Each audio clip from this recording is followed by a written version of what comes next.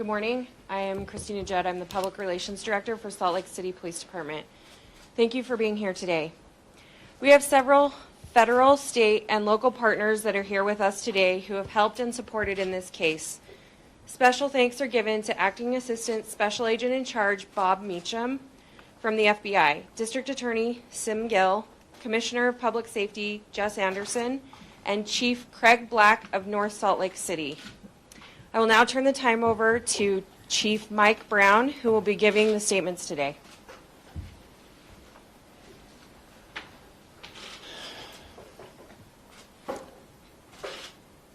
Thank you all for being here today. It's with heavy heart that I address you today. After an exhaustive week of investigation, we are filing charges of aggravated murder, aggravated kidnapping, obstruction of justice, and desecration of a body in the homicide of MACKENZIE LUECK. The man charged with these horrific and tragic crimes is the person of interest, Ayola Adese Achaya. I will not be saying the killer's name again, but we'll go through what has transpired in the last 12 days. On June 20th, 2019, the Salt Lake City Police Department was notified of a missing person investigation for MACKENZIE LUECK. Investigations confirmed that on June 17th, MACKENZIE departed a plane at the Salt Lake City Airport at approximately 2 a.m. MACKENZIE obtained a ride via transport services to the destination of Hatch Park, located in North Salt Lake City. MACKENZIE was dropped off by the transport services at the Hatch Park, where another individual met with her. MACKENZIE left the park with this individual at approximately 3 a.m. on June 17th. Investigations were conducted on MACKENZIE's phone records, social media, and other communications, which showed that all communications ceased from MACKENZIE at 3 a.m. on June 17th. Investigations into MACKENZIE's phone showed that the communications and data ceased at the time of June 17th at approximately 3 a.m.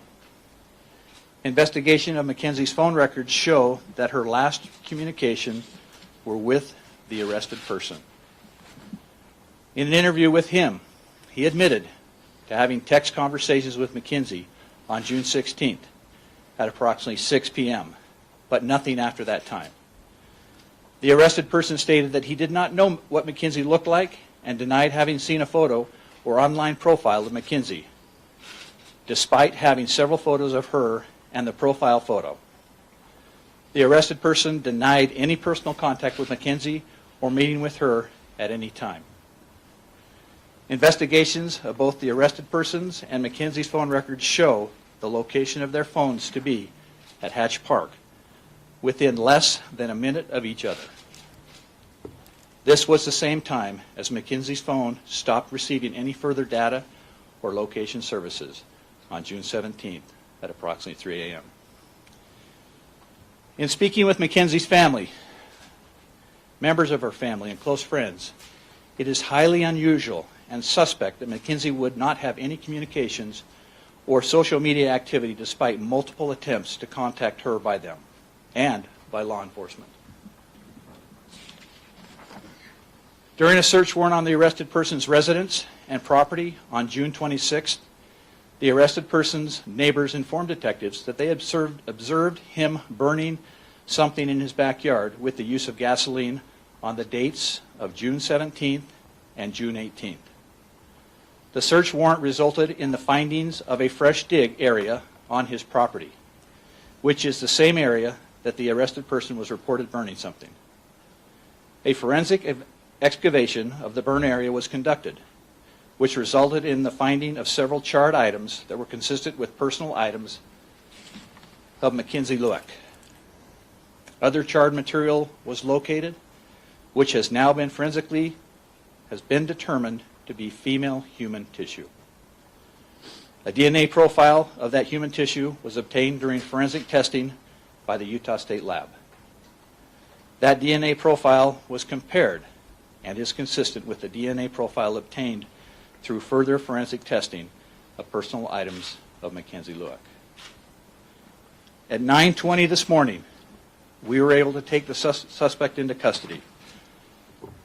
After the arrest, I spoke with Greg Lueck and informed him of the developments in this investigation. This is one of the most difficult phone calls I've ever made, as both Greg and his wife Diana were devastated and heartbroken by this news. Greg wanted me to say again that they are so thankful to the officers and staff of the police department, the community of Salt Lake City, and those across the nation that have shown compassion and tried to help in the search of Mackenzie. And I would like to echo his sentiments. I am personally grateful. We will continue to look into this situation to determine if he acted alone or if he had help. Salt Lake City is a tight-knit, caring, family-oriented community, and I hope that we can all work together to help prevent this from ever happening again. Thank you. We will now be hearing from Bob Meacham, the Acting Assistant Special Agent in charge of the Criminal Branch for the Salt Lake City Field Office.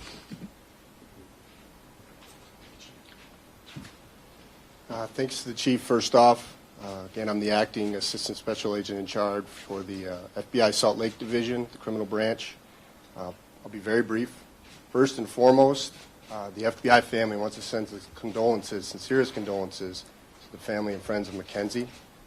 We've been assisting in this investigation, and we will continue to assist in this investigation until we're done, until it's completed.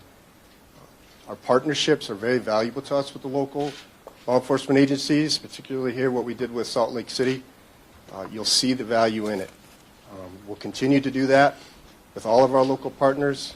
It's extremely valuable to us to maintain those relationships, and it's in tragedies like this where you see how important it is for us to come together as a community and continue to support one another. Thank you.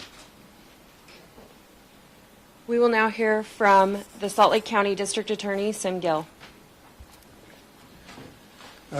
Good morning. I just want to take a second. I won't repeat the factual basis that's articulated by Chief Brown. That's part of our probable cause statement. I just want to take first and foremost a second, both at the Salt Lake County DA's office, to give our sympathies and condolences to Mackenzie's family, her friends, who kept after to get engaged and bring this to a conclusion. I also want to acknowledge some of the things that you may not know, that the great effort from Chief Brown and I spoke about this last week personally, the effort from the law enforcement community, their effort. There was a lot of speculation out there. They were working very hard. Our partnership with the FBI, the State Crime Lab, all of them coming together in a concerted effort to try to bring some answer to this very tragic and unfortunate incident. The process now goes forward. The person is moving forward in our criminal justice process, and we will let that process unfold as it goes forward. But I just want to take a second for all the great effort and long hours that were put in by Salt Lake City PD, all of our partners, and also just wanted to personally thank you, Chief, because I know that you and I talked about this at length and what this has meant to our community and to the family. So, thank you. At this time, we will have a statement from the Lueck family read by Mackenzie's uncle.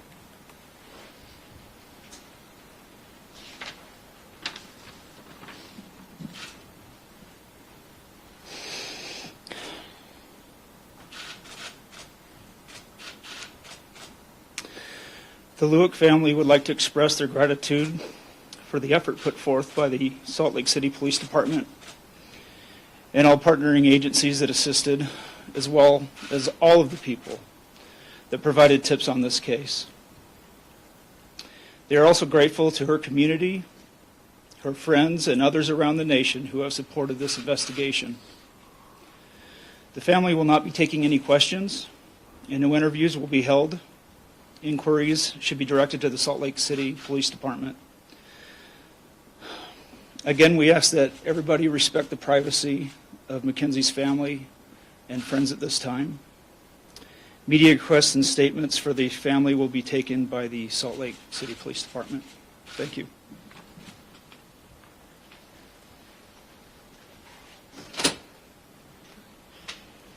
The arrested person is currently on his way to be booked in the Salt Lake County Jail. We will not be releasing any further information, but there is still a considerable amount of investigative follow-up that needs to be conducted. This case will then be presented to the District Attorney's Office and move into the prosecution phase.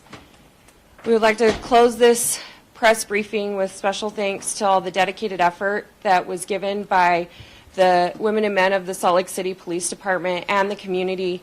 Thanks to the media for helping us get this word out, and we appreciate everybody's diligence on this. Thank you.